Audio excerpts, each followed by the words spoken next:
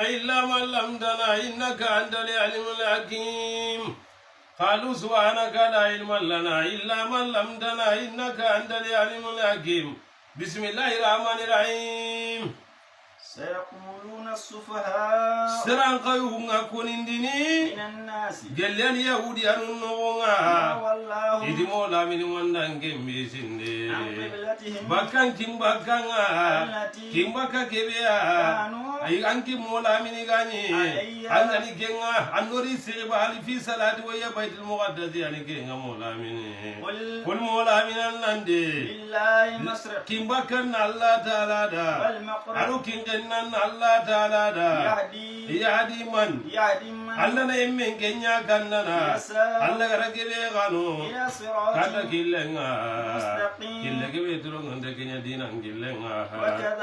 وكذلك الله دالي كندونيا جعلناكم وكرا كو فارم أمتونيا أمة ورا كنيا أمتونيا وسطا ما نعى سكاندين دونيا ني لتكونوا برمولا مني أنكنا يا شهداء يلي زيدان أنكنا على الناس رنكما ويكون رسولا ويكون الرسول أنكنا يا فارها عليكم يلي كسرو كما سعيدا زيدان أنكنا مولا مني وما جعلنا قبلتي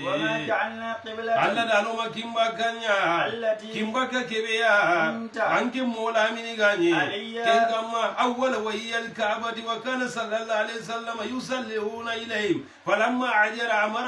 باستقبال ببيت المقدس تالف اليهود فصلون إليه أو سوى 20 سعرا أول واجه وجل إلا لنعلم أكان ديل مجور هنا من جندو ومن يتبع الرسول سرنا فارن كم بدا